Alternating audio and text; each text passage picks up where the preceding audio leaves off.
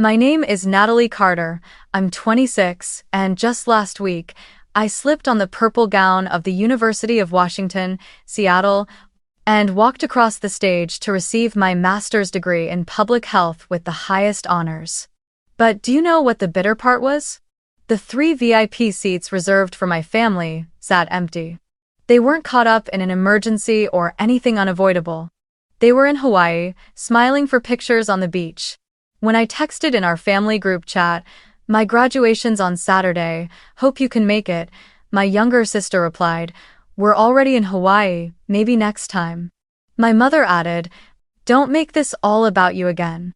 I simply replied with 4 words. Understood. All my life, I've been used to being placed behind my sister from the days in elementary school when I won awards but my parents never came, to paying for my own tuition while Sophie had everything covered. But this time, the emptiness still stung. I'm telling this story not to complain, but to speak to anyone who's ever been abandoned by their own family. You are not alone. You can stand up and build a life of value that no one can deny. Before I tell you what happened next, I want to ask you, those watching this, where are you from, and have you ever been hurt by your own family in this way? Share it, because your story might just help someone feel less alone. I was born and raised in Tacoma, a small port city about an hour's drive south of Seattle, where quiet streets run along the bay and winters are always damp and cold. Our family home sat in an aging neighborhood where neighbors knew each other by name, and summer afternoons often carried the sound of kids playing ball in the street. From the outside, my childhood might have looked like any other school nearby, friends on the same block, a complete family. But beneath that appearance was a truth I realized early on in my parents' eyes: Sophie and I never started from the same line. I was the independent one. Low maintenance, while Sophie was the golden girl of the family, the center of every priority. From elementary school onward, I grew used to holding certificates or trophies in my hands with no parents in the crowd to take a photo. I won first place in the county's writing contest, competed in state-level math tournaments, joined the science club, but the seats for my family were always empty. My parents said they were busy, but I knew better. They were at another stage, where Sophie, in her frilly dress and bright smile, was competing in the town beauty pageant. I still remember presenting at the state science fair while the whole family drove to Spokane to cheer Sophie on at her volleyball finals. My moments passed in quiet, while hers were met with cheers and confetti. In high school, the gap didn't shrink, it grew wider. When Sophie became a senior, my parents hired a professional photographer for her prom, ordered a custom dress from a well-known shop in Seattle, and hosted an after-prom party at home. When I competed in the state debate championship, my victory was captured in a single blurry photo taken by a classmate. They didn't even try to hide the favoritism, it was simply how things were. Every time I asked why there was such a difference, the answer was always the same. "You're stronger, Natalie. You don't need us the way Sophie does." It sounded like a compliment, but it was really just an excuse for them to keep being absent. The 1-hour drive from Tacoma to Seattle had never been a problem when it came to Sophie's schedule. They were more than willing to drive 2 hours for her photo shoots in the suburbs, or to attend her school sports tournaments. But when I expressed my wish to attend the University of Washington in Seattle to pursue public health, the reaction was an immediate wave of disapproval. My father folded his arms, his voice firm. "That field doesn't make much money. You should study something more practical." My mother was more direct. "Stay close to home and go to community college. It's cheaper and safer." I explained that I had secured a scholarship and could work part-time to cover my expenses, but they shook their heads. "Why make life harder for yourself?" In the end, I submitted my application and accepted a partial scholarship without saying much more. I moved to Seattle, rented a room in a small apartment near Capitol Hill, and juggled my studies with jobs at the library and a cafe to pay rent and living expenses. During my 4 years of undergrad, they came to Seattle only twice, once to drop off a few old household items, and once because Sophie had a photo shoot scheduled in the city. My bachelor's graduation happened to the sound of applause from friends and colleagues at the library, while the family seats stayed empty. After graduation, I didn't return to Tacoma. Instead, I secured a research assistant position at a hospital in Bellevue, just a 30-minute drive from Seattle. I worked there for 3 years, gaining experience and building a strong enough portfolio to apply for the master's program in public health at the University of Washington. When I received my acceptance letter along with an almost full tuition waiver, I sent the news to my family. The response was a mix of silence and skepticism. What job will that lead to? When will you finally settle down? So, you're planning to stay in Seattle forever? There was no congratulations, no small gathering to celebrate. Throughout my 2 years in the master's program, the signs of favoritism never stopped. When Sophie switched to a new marketing firm, the family threw a BBQ and invited relatives. When I was invited to speak at a public health conference in Portland, the only reaction I got in the group chat was a single thumbs-up emoji. They still repeated the same line. You're more independent, you don't need as much as your sister. Over time, that phrase became an invisible wall, keeping me outside their circle of priority. Their Hawaii trip had been planned since spring, scheduled exactly during my graduation week.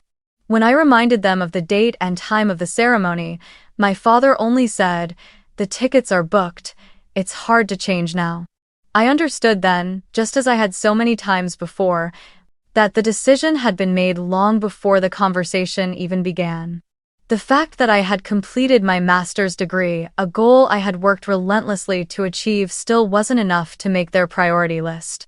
And even though I was used to it, it still felt like an old wound being pressed open. The favoritism had never gone away.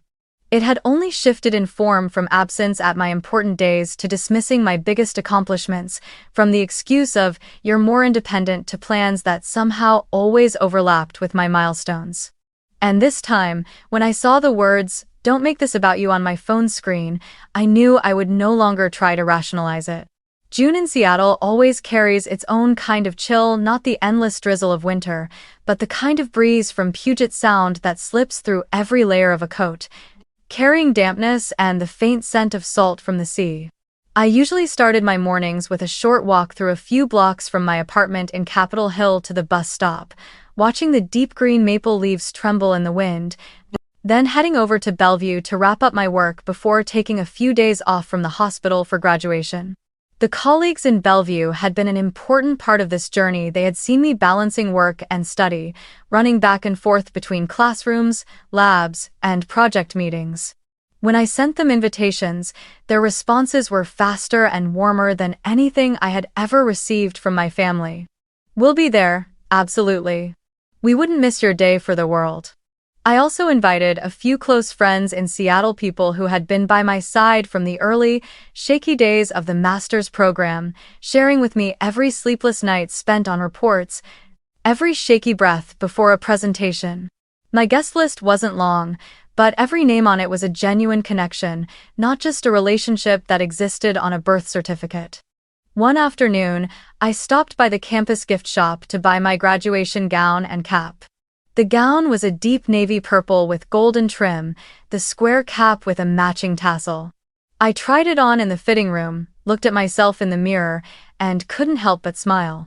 I didn't buy any elaborate accessories, just kept it simple and clean, the way I had moved through this academic journey, quiet but steady. When I brought it home, I hung the gown and cap on the wooden hook by my bedroom door. Each time I passed by, I would pause for a few seconds, running my fingers lightly over the smooth fabric, as if to remind myself that every effort had brought me here. I knew my family wouldn't come. Not because the 1-hour drive from Tacoma to Seattle was too far, but because in their list of priorities, my graduation had never ranked above their own plans. Still, I held onto a fragile thread of hope. Maybe they would change their minds at the last minute. Maybe they would show up in the crowd unexpectedly, like in those family movie scenes everyone's seen. I didn't dare expect it, but I hadn't completely put the hope to rest either. The week before the ceremony was a blur of final tasks, confirming guest seating, sending reminder emails to those who had RSVP'd, preparing a short thank you speech in case I was asked to speak. I also had to finalize a project report to hand over temporarily to a colleague. In the evenings, I would sit at my desk, going over documents while occasionally glancing at my phone lying face down beside me, waiting for a new notification from the family group chat. But there was nothing, just scattered messages about the weather in Tacoma or stories centered around Sophie. The night before the ceremony, a light rain fell over Seattle. The soft patter on the apartment's awning mixed with the warm yellow glow spilling from the windows across the street. I sat curled in an armchair, wrapped in a thin blanket, with Willow, my calico cat I had adopted in my first year of the master's program, curled into my lap. In the warmth of the room, I picked up my phone and scrolled through the family group chat once more. The most recent message was a photo of my parents and Sophie standing in front of the Honolulu airport gate, a large sign behind them reading, "Welcome to Hawaii." They were all beaming, holding plane tickets and brand new suitcases. Not a single line mentioned me. Not a single wish of luck for tomorrow. I stared at the photo for a moment, trying not to let myself sink into that familiar hollow feeling. I set the phone down on the table, stood up to smooth out my graduation gown, and checked the bag with my cap and tassel. Then I turned off all the lights, leaving only a small lamp in the corner, slipped under the blanket, and lay still in the dark.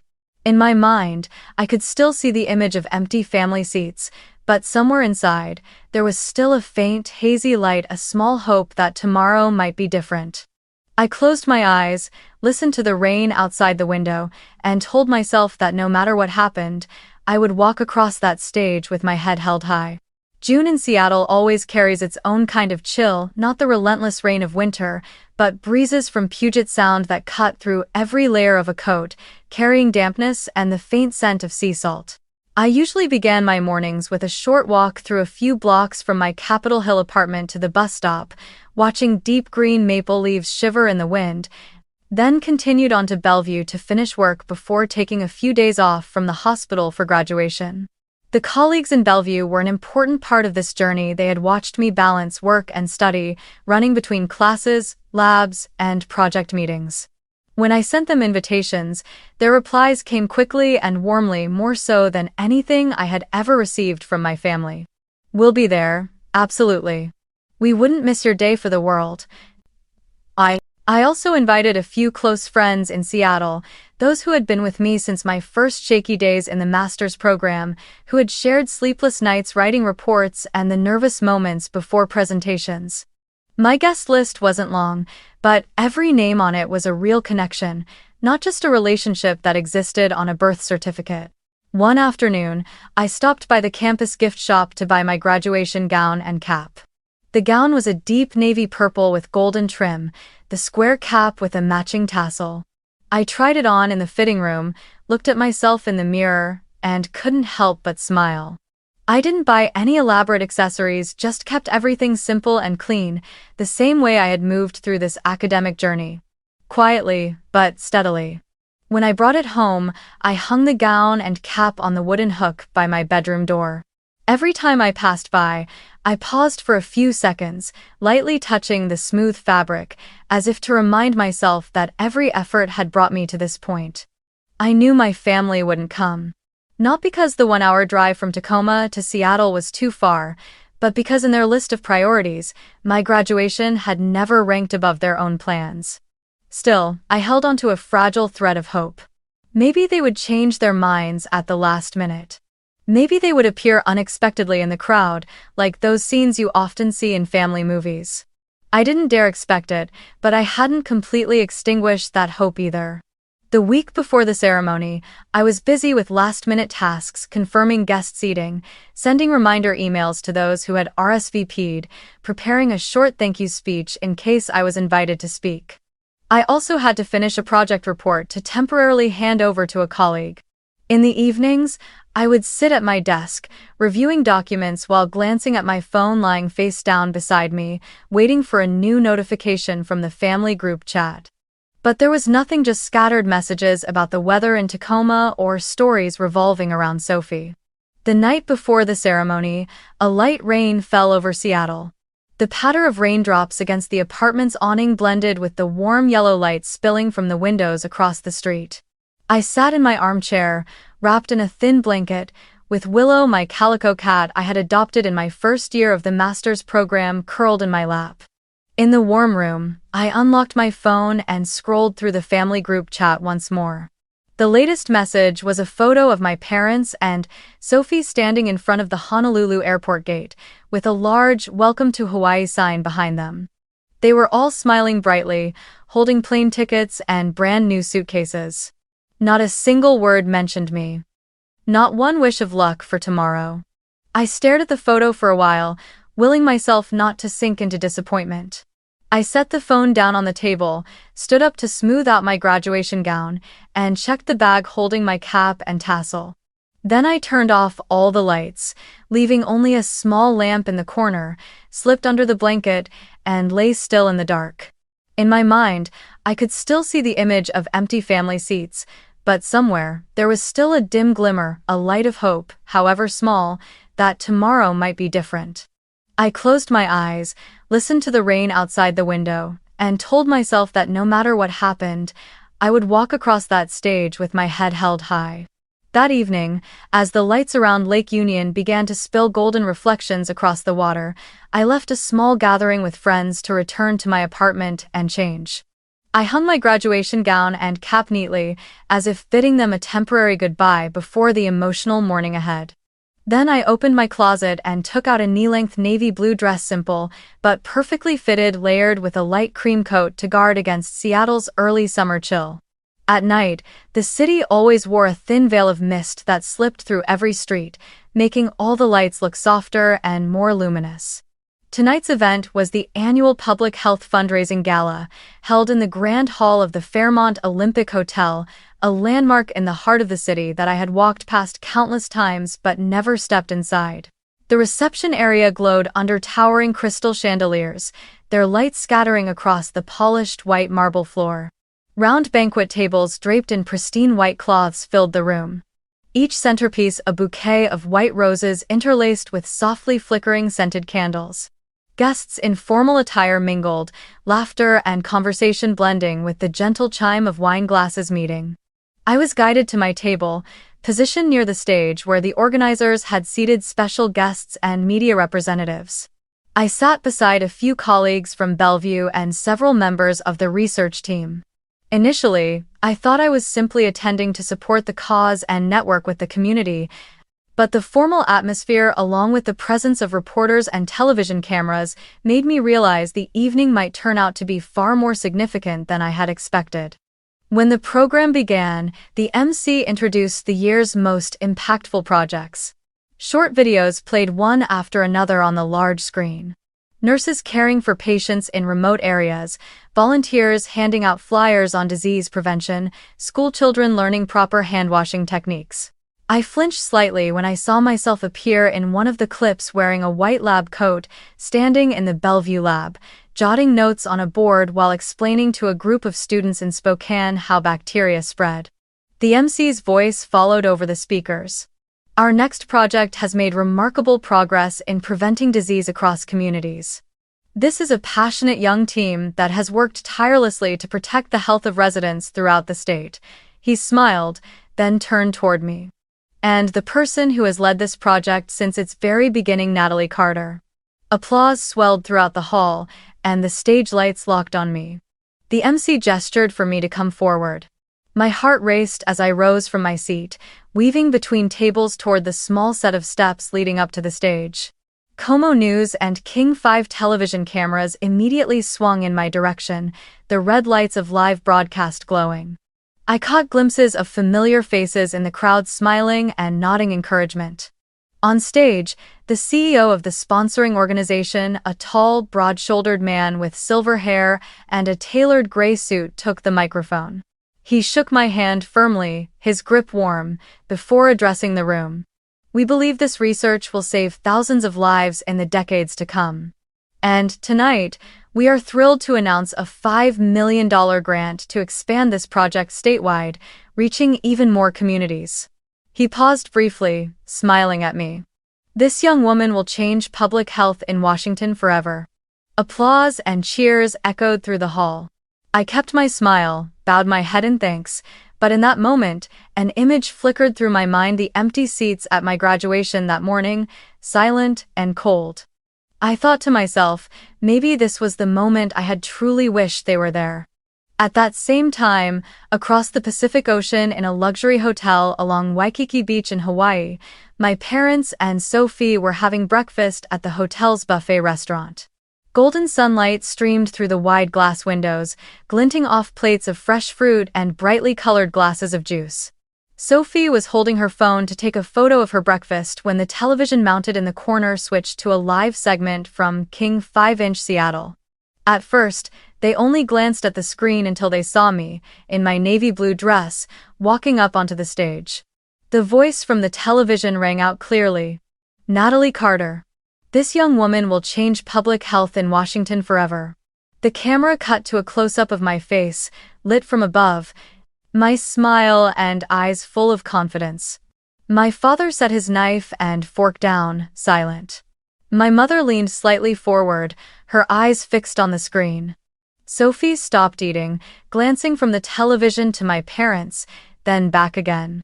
For a few seconds, the table that had been filled with chatter fell so quiet that the only sound was the clink of a spoon on a plate at the table next to them.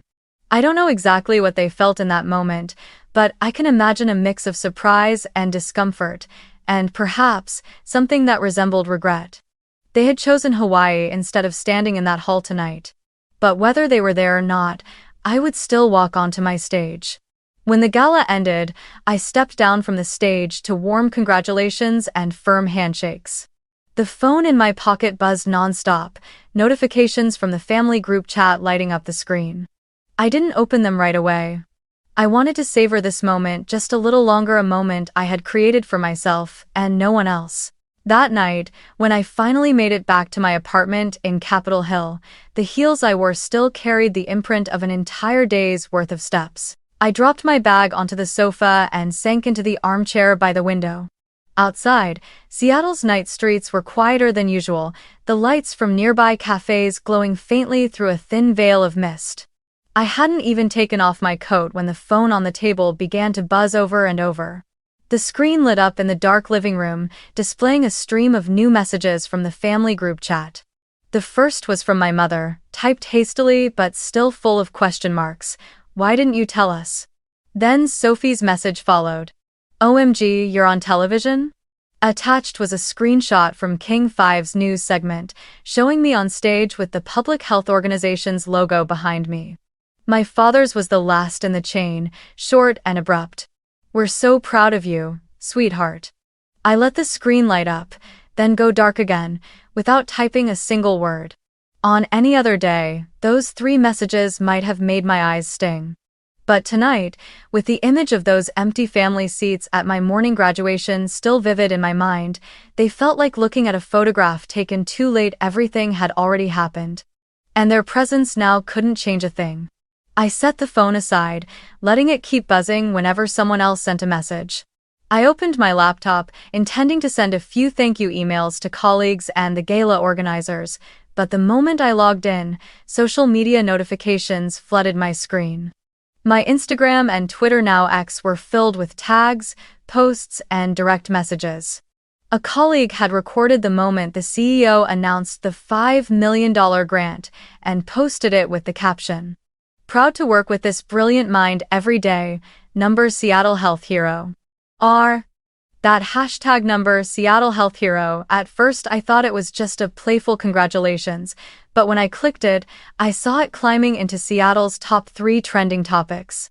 All night, images of me on stage, shaking the CEO's hand, or giving an interview backstage were shared again and again.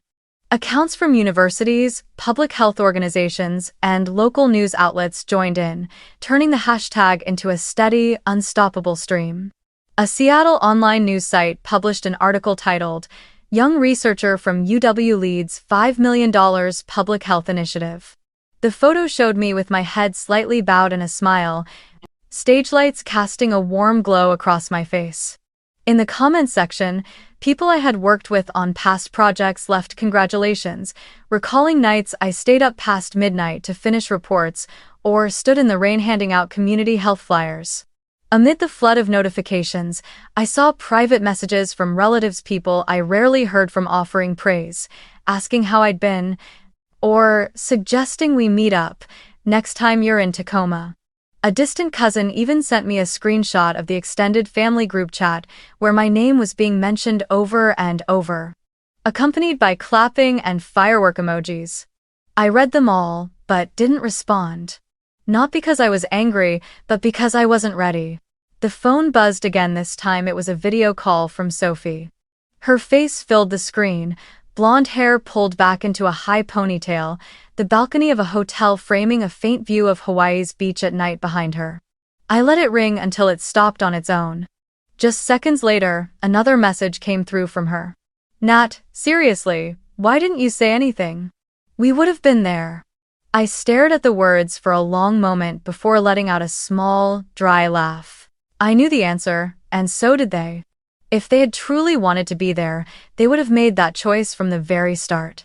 I brewed a cup of chamomile tea and carried it out to the small balcony of my apartment. From there, I could see the glow of the Space Needle in the distance. The night air was cool, laced with the damp scent of Seattle rain. In my hand, my phone kept lighting up in bursts, messages from friends, colleagues, even my former academic advisor. Each one was a note of congratulations, a word of encouragement, a photo from the news broadcast. The only messages I hadn't revisited were those 3 from the family group chat, still untouched since I'd set the phone down. Close to midnight, a new notification appeared.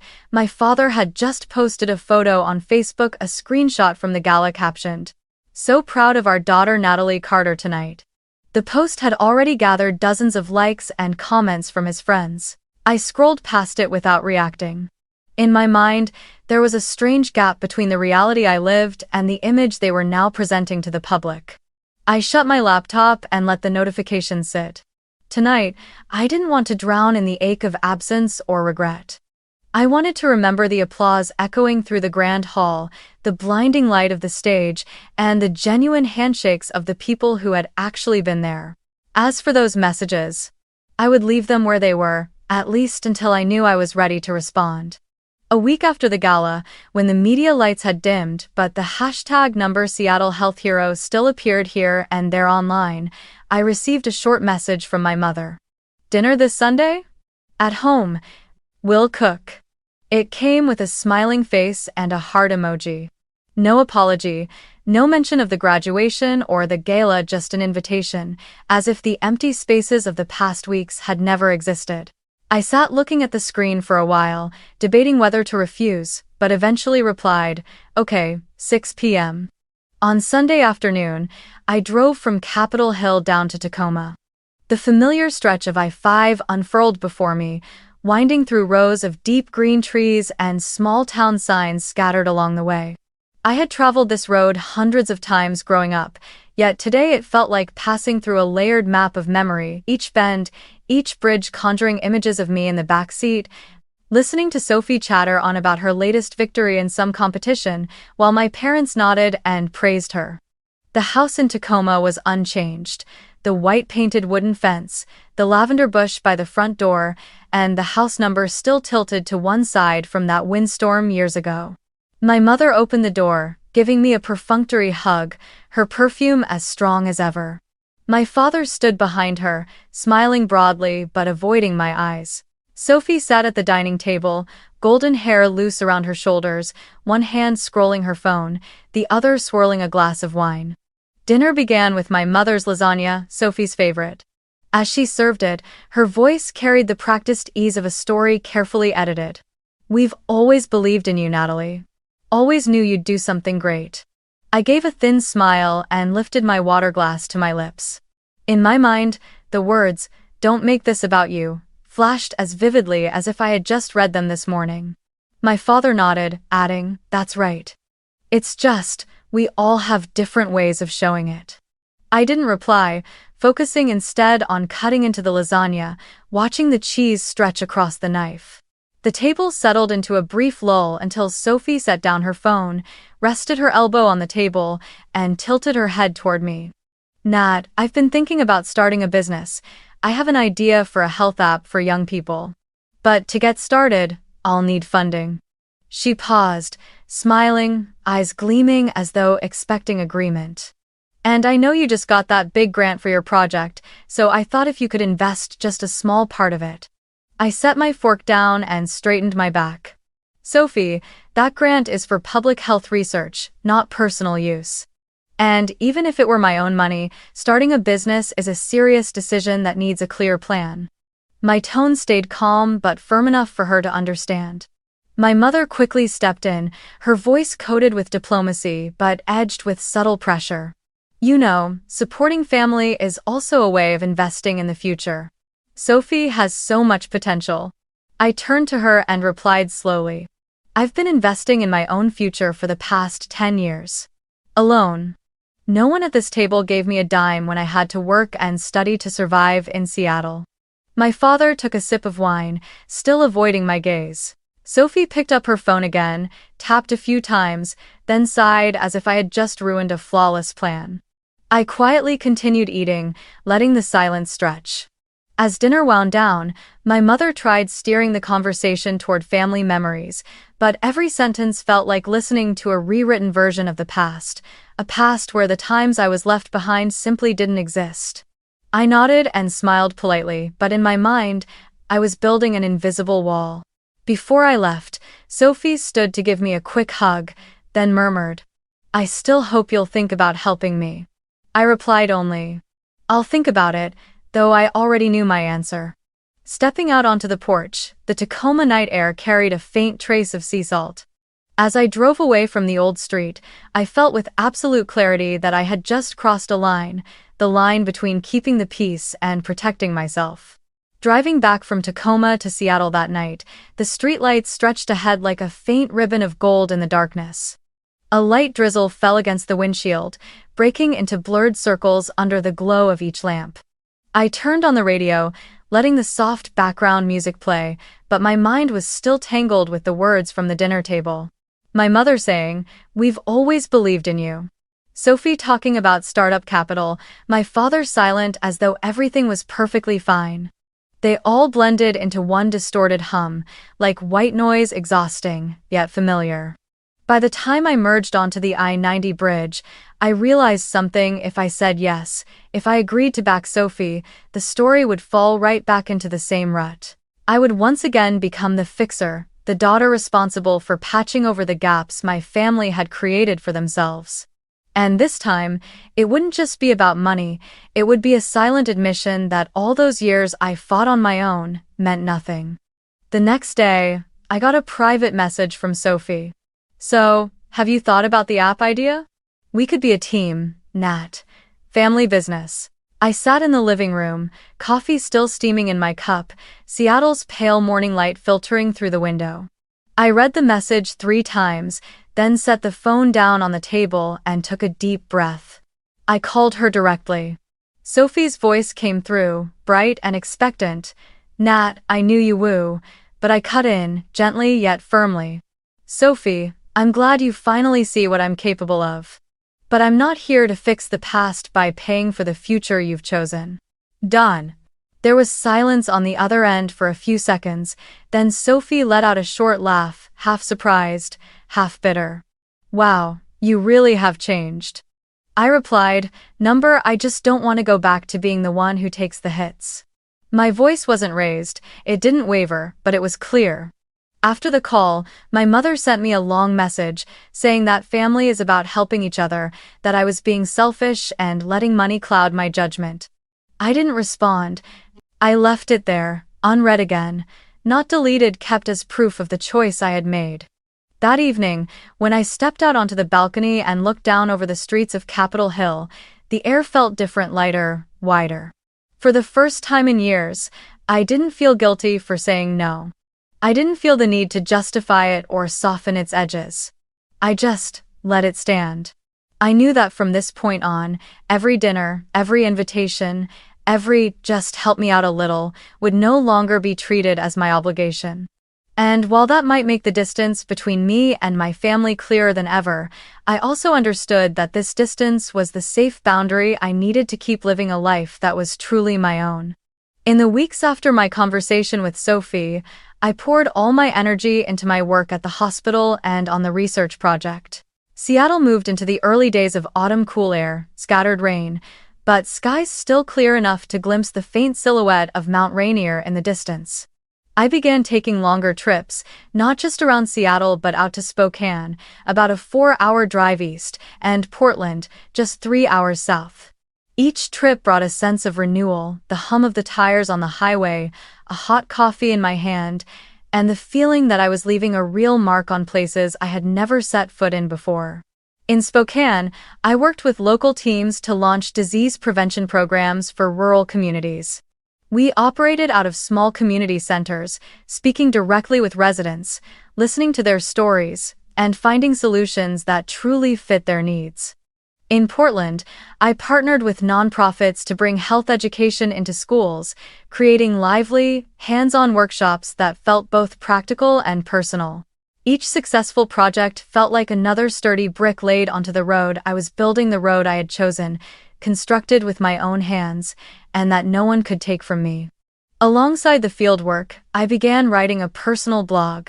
At first, I only meant to share knowledge about public health, but gradually, I realized there was another part of the story that people needed to hear, the part about growing up in a family that played favorites, about the feeling of being left behind, and about the journey to reclaim my own worth. I wrote about graduation days where no one from my family showed up, about moments of unfair comparison, and about the exact point when I decided to draw my boundaries. To my surprise, those posts struck a deep chord.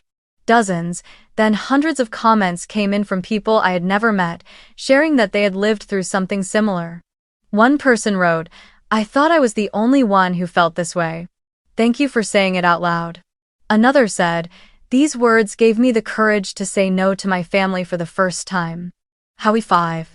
It was within this new network, colleagues, always willing to lend a hand, friends who were ready to listen, and even readers I'd never met but who felt a deep connection, that I found what I had always been missing.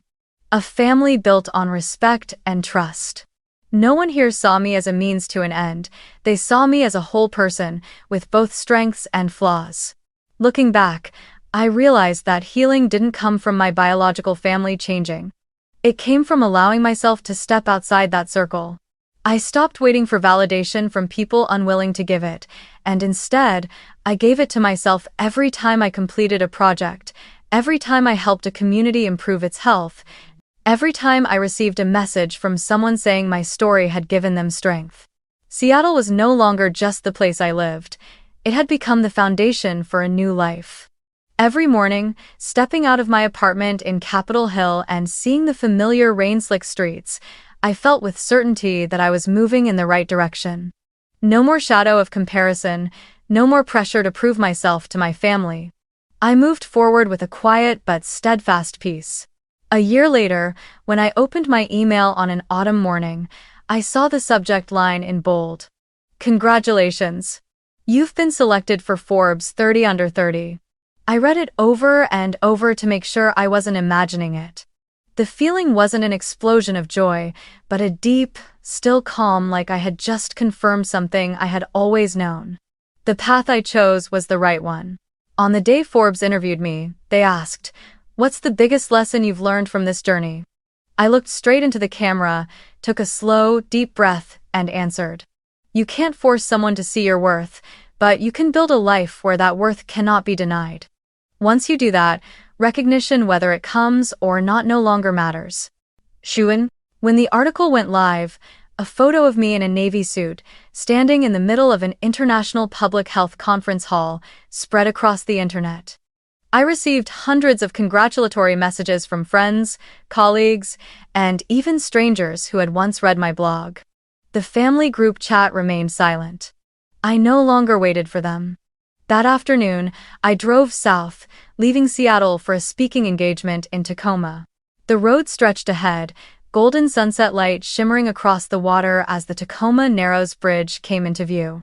I rolled the window down, letting the ocean wind rush in, carrying salt and cool air that cleared my mind completely. No music, no other sound but the wind and the hum of the engine. I just kept driving, feeling every beat of my own heart. I've come to realize that healing doesn't mean going back, clinging to, or trying to fix a relationship worn down by years of favoritism and neglect. Healing is about moving forward, building a life where you are truly valued. And more importantly, it's about allowing yourself to be happy without needing anyone's permission. On the bridge, with the wind tossing my hair, I smiled a calm, light, and complete smile. This life is mine. And I chose right. If you grew up in a family where love always came with conditions, where you had to work twice as hard but it was still never enough, where your successes were diminished simply because they didn't align with their expectations, remember this: your true worth isn't found in anyone's praise or recognition. It's in the person you are becoming every day, in every step you take forward, in every time you stand back up after falling. You have the right to step out of the cycle of hurt, the right to set boundaries, the right to rewrite your story in the way you deserve. Find the people who value you, not for the role you play in their lives, but for who you truly are. Give yourself the opportunities, open the doors they never believed you could reach. And one day, when you look back, you'll smile and realize that choosing to walk away wasn't a loss, it was the greatest gift you ever gave yourself. It was the beginning of a life where you are respected, loved, and no longer need permission to be happy. Thank you for listening to my story, and I'll see you in the next one.